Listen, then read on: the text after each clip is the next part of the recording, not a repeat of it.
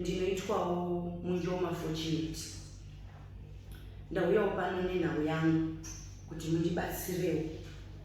Nhau yangu ndakakura ndichiverwa mumusha wana sekuru, mumusha wana mbuya kwaChishiri kuGandayo, ndo panobva wanhu kwaChishiri. Asi ndaigara nasekuru wanonzi Augustine Chishiri. Saka mumusha mune zvinhu zviri kuitika mumusha wekwaChishiri. Mama wangu inini pawakada kuti waroorwe kwaMunjoma kumba kwababa wangu inini zvakaramba kusvikira ana sekuru vauya kotora, nekuti vakaisa chikwambo chekuti takupa mukadzi. Saka kuti ndizoziva zvinhu izvi takafamba namai vangu zvichiitika. Zviri kuitika tichifamba zvese zvaibuda kuti chakaitika ndechakati nechakati. Saka sekuru vangu vanoramba vasara varipo vakakura vachitichengeta, vanoramba nhau iyi, vanoti zvinhu ndezvababa hazvisi zvangu. Saka tafamba n'anga dzawanda. N'anga idzi dzinotaura kuti muri kunyeperwa, zviro izvi ndezvasekuru ava vanonzi Augustine Chishiri, ndo zvinhu zvavo. Chikwambo chavakaenda kotora kunozi kwaMugobera kuChipingo, vachibva vapiwa dota ndekuti vaida mabhizinesi, kuti vaite chini, vaite mabhizinesi. Saka chikwambo chiya chakazobuda chikataura chiri pana mai vangu inini kuti iwe wandigona iwewe, ndaakuenda. Asi zvowandidzinga pano izvi ndaakuenda komutaurira kuti Augustine, inini ndadzingwa, ndaakuenda. Asi ndinochienda kugara pamwana wake musikana mukuru, ndopendinoenda kugara, ndobvisa kumurume. Ndoenda zvekogara pamwana wake mudoko, ndobvisa kumurume. Asi ini ndaada kuchida kuti ndiuraye. Asi handitangi ndaurayaba, ndekuti ndoda kuti chokwadi chese chibude pachena kuti iye unoramba kuti zviro ngezvababa, asi zviro ngezvake. Baba ake anga ainazvo zviro, asi iye zviri kunetsa izvi ndiye wakauya akanditora. Saka chinhu zviya zvazoenda kobata pamwana wangu. Mwana uya wakuchitaura kuti aiwa ndiendesei inini, ndekuti inini makandidzinga, inini mukapamba uyu, saka inini ndakuenda kudzinza kwani, kudzinza kwangu. Saka mwana wangu uyu zvinhu zviya zvinomubata pese paanoenda kuchechi kana kupostori kana pang'anga kana mwana wangu ane 15 years, ari form 3, anodzidza kuZimunyu. Saka mwana wangu uyu nhau iri kunetsa ndeyekuti akuita munhu uya ari kugarwa ngezviro. Chinhu chiya ndo chaakuda kuperekedza uyu kuti adini, kuti aendewo kupi, kudzinza kwake. Asi kwekuenda mwana uyu haana, nekuti baba wake vanogara Botswana, havanawo kwekutomwisa. Ndivo vega vandinoziva, nekuti ndo vandakangosangana nawo kuBotswana.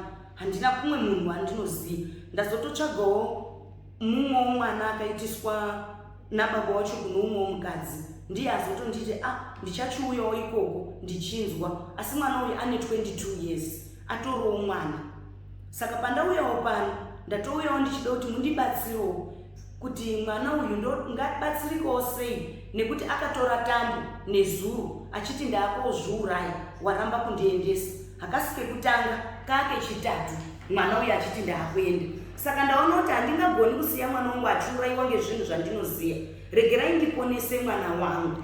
Akatora tambo akati akuzvisungirira, saka akabva atanga asunga mutsipa, haana kutanga asunga mudenga. Paakazoda kuti asunge mudenga zvanga zvisingachasungiki ndepekutanga. Nezuro achibva aenda kunokumbira tambo, achiti aende futi kunozvisungirira, achibva anyima tambo iya. Saka paakaenda kunobura bote musango kumuti, bote riya rakatadza kuburika kuti agone kubura bote rinokwana kuti aite sei, azvisungirire. Mvura yakabva yatanga kunaya, saka anga asisina chimwe chaanogona kuita. Vanhu pavakatanga kumutsvaga, vanhu vakabva vamuona, ndo pavakamutora vachibva vamuti chiuya kumba, taakuronga zvekuti tikuendese kuna baba wako. Ndo pandakabva ndazofonerawo mahama dzangu kuti ndivataurirewo kuti ndinokumbirawo kuti ndisangane neni, nekuti mwana akuda kuenda. Anoita zvekuti ukamutarisa kudaisa nezuro, waiti ukamutarisa, inini ndaiwacha hembe dzangu ndichimudzora kuti siyana nezvauri kuita izvi, kuitira kuti uchengeteke. Hona unogara namai avo, saka mai avo unogara navo hazviiti kuti uite zvauri kuita izvi. Saka pandakataura, iye akabva aita sekuti akabva ati hi, achibva atanga kuchema, achibva ataura kuti iwewe ndiendese kudzinza kwangu, uruzviona here kuti wandipamba, wakapambwa iwewe ukagara kudzinza raana sekuru ukazoenda kudzinza kwako. Nhasi unoyu uri pano wakuziya dzinza rako. Saka nenini ndiendese kudzinza kwangu, ndiende kuna baba wangu. Saka inini ndakaiginoo, ndobva ndakamba ndichinanika chihembe dzangu. Ndopaakabva atosuduruka, vanhu vanga vasingachatomuoni. Ndopaakabva aenda kokumbira boti, kokumbira tambo kuna mbuya ivavo, kusvikira mvura yazonaya, kusvikira azoenda musango. Haana kugona kuzvisungirira kusvikira azodzoka. Takamuona atongori musango parodhi ipapo. Nyaya iyi inyaya yechinhu ichi, nekuti chinhu ichi chakudzoseraka, chakudzokesa zvinhu zvacho kuti mwana uyu aende. Sekudzoka kwandakaita inini kuti mai vangu vandibara inini. Mai vangu vanga vakaiswa chinhu chekunzi vasaroorwa. Pavakandibara inini vakashaisha pevakandiendesa kudzinza kwangu.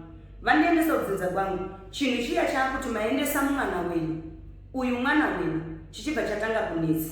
Musha wese uchibva watanga kunetsa. Nyaya iyi itori mudare kana kwamambo Mutambara, iri mudare nyaya iyi. Ndekuti chinhu ichi munhu wacho atori mupenyu, asi iye anoramba kuti inini handisi muridzi wechinhu. Saka chinhu cheche inini pendakaenda kudzinza kwangu, chinhu chakanga chabara futi uyu, ngekuti chainzi chinobata mafirstborn.